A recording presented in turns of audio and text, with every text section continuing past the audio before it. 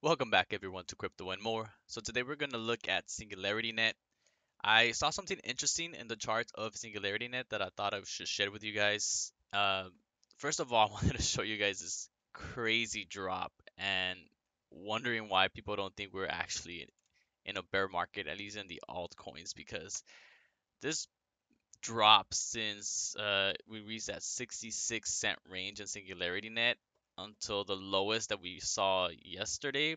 That was an 82% drop, which is really significant. We're only like 10% away from, that 90 something percent drop that we had in SingularityNet during the 2018 bear market. I thought that was pretty interesting. But the real reason I wanted to show you guys, or the reason I'm making this video, is that there was two trend lines that I drew this year. This first trend line is a thicker, more prominent white trend line, and then the other trend line was I drew it after this one, maybe like a few days or weeks after. So if you look at my previous videos, you will see the trend lines, and you could see that it's been respecting the thicker one quite significant, and quite well for quite a good amount of time. And then once we broke above that trend line, we just ended up pumping. And this pump was about a 50% drop. It went from 20 cents all the way to 34 cents, which is pretty insane. I was actually pretty excited around this time. I thought that this was a sign of a reversal. We ended up coming back down, which is expected, and retested as a support. We did that. We ended up going back up again, and then we ended up getting rejected again here off of the other trend line. And because Bitcoin just kept dropping, Ethereum, everything still, the market looked bearish. We ended up getting bearish news about the Fed. It just kept bringing AGIX further and further down. And as you can see here, we ended up breaking below, the lows that we had back here. Um, and then yesterday or a couple of days ago, Bitcoin broke down even further, bringing Singularity down with it. And then we ended up going all the way down to that 11-cent mark. Uh, but then I was looking at the charts and I saw two crazy things. Obviously, the whole cryptocurrency space, or the majority of it, is oversold on the RSI. So I looked at the RSI and SingularityNet oversold. Obviously, Bitcoin, Ethereum. I looked at Polkadot, SDAO. I mean, you could go on every crypto, and they're basically oversold. There's a very few that, they might be close to oversold or not there yet, especially on the weekly or 2 weeks and monthlies, as we move up in the time frames. But most cryptos, you look on every chart, day, weekly, monthly, 2 weeks, it just oversold. But I did ended up seeing, that we're oversold, we're moving up. We ended up having the buy signal on the Cypher B.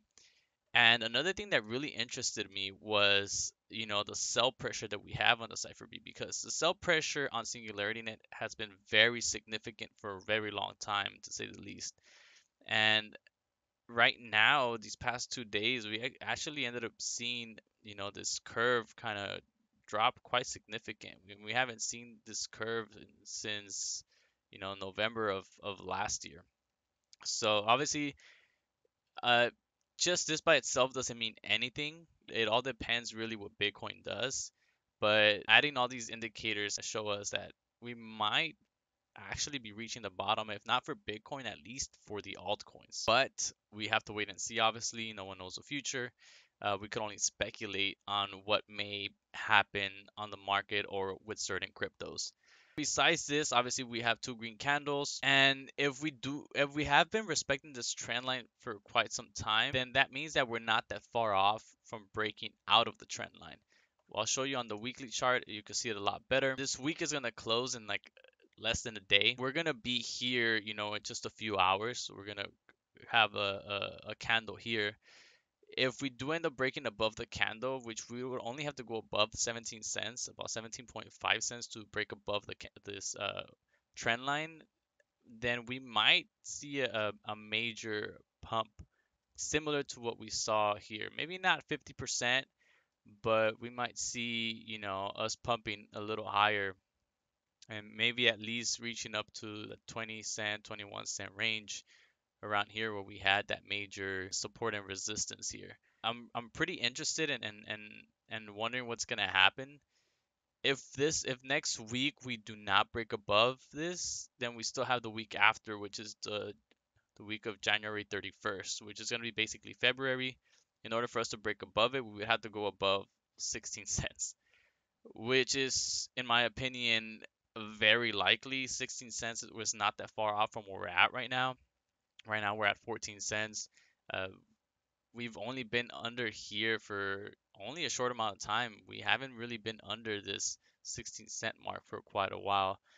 The only thing that would keep us from going above that 16 cent mark, and breaking up above it, at least in the beginning of February, is if Bitcoin has another bearish or pretty significant drop below where it currently is right now, which is at $35,000 level. So obviously we have to wait and see, but I just thought I showed you guys. I thought this was pretty interesting, pretty exciting.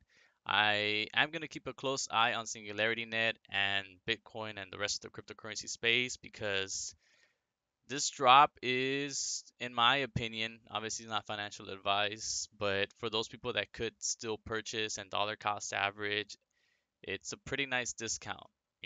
I've been here since 2017, early 2017. I've been throughout the whole 2018 bear market. I still went through the other mini bear market that happened after the 2019 pump. I was here at the Rona dump and took advantage of all that. And, I got to say that these bearish markets, really do give everyone a great opportunity if you could buy in. But like I said, it's not financial advice. It's just my opinion. You guys do what you guys believe, but I just wanted to share this with you guys. One last thing before I let you guys go or end the video. I did wanted to show you the Fear and Greed Index. We're at 11.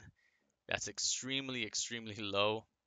We've only seen, that let me put here.